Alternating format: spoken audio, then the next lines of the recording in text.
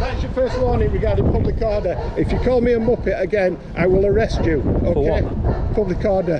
Harassment, alarm, distress. Okay? Are you being serious? No, I am very serious. You are going to be very, very famous. Okay. Before anything even unfolds, what you're about to witness is a rapidly escalating confrontation between a member of the public and law enforcement officials that starts with parking enforcement, but quickly spirals into accusations, authority clashes, legal threats, and a full-blown tension-filled standoff outside a police station. At the heart of this situation is a dispute over parking violations, public space access, and the conduct of officers on duty.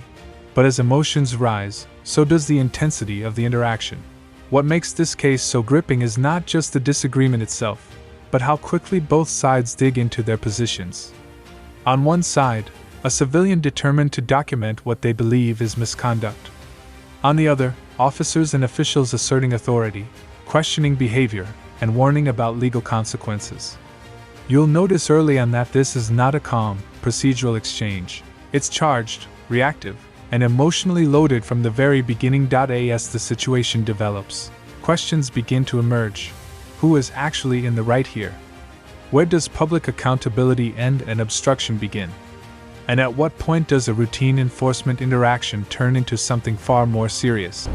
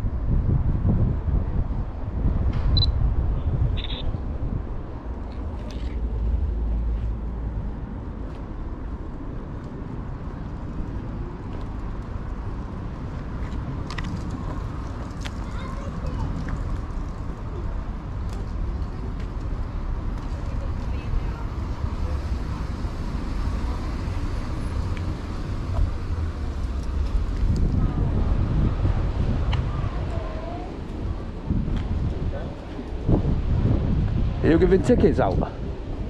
Ticket to? Are you giving tickets out? I am. Yeah. What's the problem here? Have you not got a ticket? Do you want a ticket? Certificate of medical, my friend. I'm asking. Huh? I'm asking him. All right. Yeah, why? Because I'm asking because it just looked like you were bothering an innocent member of public. Because if you look down there... Yeah, I know that. I know that. Can you go ticket then, please? A ticket before he's taking off. Well, they've got to... Listen, mate, there's no exception to law. You've got a police van and a police car parked on the path. I done it in the morning. I'm not having a go at you. Look at that. Double yellow lines, double blips. I know. That's disgusting. Disgusting. Everybody says. By issue, he's taking off. Yeah. Obviously, I'm not going to have a go at you because it's not your fault. You're just a civil enforcement officer. But it's a bad reputation, that, to, to public. You know what I mean? It's a bad image, a really bad image. Do you know what I mean? Yeah. I've never seen no like it in my life, and I've been all over the country. Right. I've never seen if issuing in the morning time 2-3 vehicles. Right. Have you done them today? Yeah. It's taking off. Right. So I'm gonna follow it up anyway. Yeah, you I'm gonna follow it up you can go and see if I can. Who do you work for? Council? Who? Do you work for Kirk Police Council? I work at. Directly. Yeah. Right. Just so I can save, because what I'm going to do, I'm going to put a complaint in, not about you, about these guys. Yeah, so you can do that. I'll just get your numbers. 117. Yeah. Seeing early on is a classic escalation pattern, confidence turning into confrontation. The tone shifts quickly from questioning to assertion, with both sides refusing to back down. The mention of being famous by the end of today already signals that this interaction is no longer just about a minor issue. It's become performative, almost like both parties are aware this is being recorded and will be reviewed later. This is important because recorded confrontations often change behavior. People become more deliberate, more defensive, and sometimes more provocative. You can already sense that either side is willing to de-escalate. Instead, each statement adds pressure to the interaction, tightening the tension like a slow build-up before a break. CEO 117. Yeah. Because I'm going to ring council and put a complaint in and tell them that I've spoken to you. Fine, no and that you've been problem. really polite and really professional. Yeah. All right, good lad. Look at this, guys, at Huddersfield Police Station. Look at this, we've got a police van, a police van on the path. As you can see, members of the public are having to walk onto the road to walk around it. It's absolutely disgusting. Double yellow lines, double blips, means you shouldn't be parked there. So I'm going to get some pictures, and these are going to professional standards.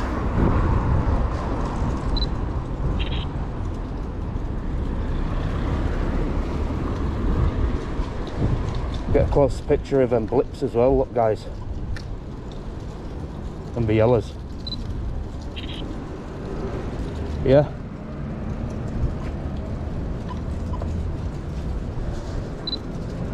Registration on that one. Registration on this one. That's disgusting. Absolutely diabolical. Hey, we've got blue lights. Yay. You're that cock. How are you doing? Ask you what you're doing, please, sir. Oh, Inspector, that's brilliant.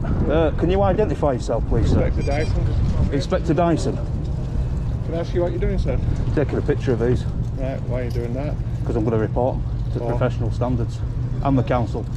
All right. Okay. Yeah. Oh, absolutely disgusting. I've witnessed so many people having to walk onto the road and endanger themselves. I am recording at the moment. Thanks for telling me, Inspector. I'm not having a go at you. Matter of courtesy, just to let you know. Obviously, I don't know who you are. Oh yeah, You've got a mask on. That, brilliant. That could obviously be some reason for you hiding your identity. I don't know. Yeah. Obviously, you've got a camera going. I have, and I really taking photos of yeah. police station, police buildings, which you do know there is an offence which doesn't get prosecuted very often regarding taking photographs of public buildings, which this is one of. Okay, so I would ask you to desist on doing that. Okay, really? If you want to take photographs of police vehicles, that's fine. But that's up to what yourself. what offence is it, please, if you don't mind me asking? If you want to look it up, I don't know the full legislation, so what initially do, but there is an offence of taking photographs within or of a public building. Like you can't do it of a court or within a court building. It's the same guys, the same legislation.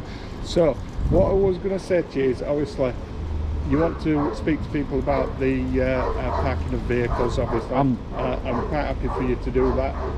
What I will say to you is that if you want to forward details to professional standards, yeah, I'm going to direct them. It's up to yourself. Okay? To be honest, Inspector, and I mean this with the utmost respect, I'm flabbergasted that you seem to think it's an offence, or there is an offence to film public buildings, but you can't tell me what it is. I'm flabbergasted. Why? Well, a man of your experience, you look like you've been at job for a long time. You're an inspector, you're obviously and you can't tell me what offence it is. Trying to get a bite out, mate, and you got. I'm not trying to get a bite out of you. What I'll say to you is there is into enforcement territory. The focus becomes parking tickets, public space regulation, and who has the authority to challenge or question it. The tone is increasingly confrontational, but what's interesting is the attempt to justify actions through procedural language, referencing tickets, rules, and prior presence at the location. This is where the dynamic changes. It's no longer just observation, it's intervention. The civilian is now actively questioning enforcement decisions while simultaneously positioning themselves as an observer of potential misconduct. This creates a layered conflict, one of authority versus accountability, which is exactly where tensions tend to spike in public enforcement. A lot of legislation out there, okay? Which I know. Well, yeah. You tell me what that legislation is. Well, I don't need to tell you. You're an inspector, mate. I've told you there's legislation that prevents people from taking photographs of public buildings. Right. Okay? I cannot quote the actual script All here of the legislation. Well, but until I you can tell you quote it's it, in place. stop talking about it. Right, okay. Because I know what it is. But well, until you tell me can quote it, stop talking about it. I don't wish to discuss it any further. What I say to you now is you are now getting to a level where you are now becoming a little bit obstructive and offensive. Well, okay. you came up to I me. would ask you to leave the area. I've come up to you to ask you why you're taking photographs of a public building and police vehicles, okay? I've explained myself to you. I've told you I am. Can I ask who you are? He's laughing at you. Can I ask who you are? Who are you? Identify yourself, Can I ask who you are, please, first? You don't have to indict. Can I ask who you are, please? So you've got an inspector here, Okay. and you're telling me you do not have to identify yourself. Right. At the moment, I'm getting concerned more about your behaviour. WK9N. So Whiskey Kilo 9 November. He's the dog handler at Huddersfield Police Station. Can I see your details, please? Badge number 3092 PC Huntington. You'll be got a professional standard, sir. Can I see your details, please? No, you can't. Right, okay. What I'm saying to you now is that you are also causing a bit of a problem here now, aren't you? I'm on a public footpath. Leave, okay? I'm on a public footpath. I know you are. And you're obviously one of these people that wants to come round No. and try and wind police officers up. I'm just doing something other people don't have the balls to do, which is take pictures of police cars parked in just an absurd place. I mean, come on, who the hell has parked there? Right. Double yellow lines and double blips. Do you know what that means? Right. If you're the Road Traffic Act regarding professional standards, please do so. What I've asked you to do now is actually move on yourself. You're going to professional standards as well. Fine. And so is this guy here. Yeah. Thank you very much. At least you told me you recorded. And it's nice to see you don't have a gang badge on. You've got a gang badge on, so don't even look at me. I don't want to speak to you. Get rid of that. Get yourself on eBay and get yourself one of these. $2.99 and wear it with pride. The Union Jack flag. Yeah, take that crap off. Get a Union Jack. I am starting to believe that you are now committing a racist incident. No, I'm not. If you carry on a racist incident. Yeah. I'm a British citizen on British soil. I perceive this to be a racist matter now. Okay. I am a British citizen on British soil. I would ask you to leave the area, okay? Because you just offended me and my colleague by saying that badges. Shifts from direct interaction to documentation and escalation. The mention of complaints, council reporting, and identification numbers signals a clear intention to escalate the matter beyond the immediate scene.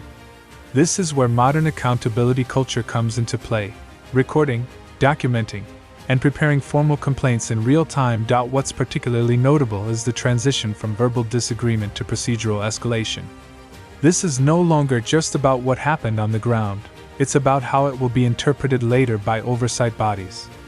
That adds pressure to everyone involved, because every word and action now carries potential long-term. That we wear. I am a British citizen on British soil, wearing a Union Jack that to be a racist in behaviour. England. Please leave the area now. In England. Okay. I am wearing a Union Jack, so how's that racist?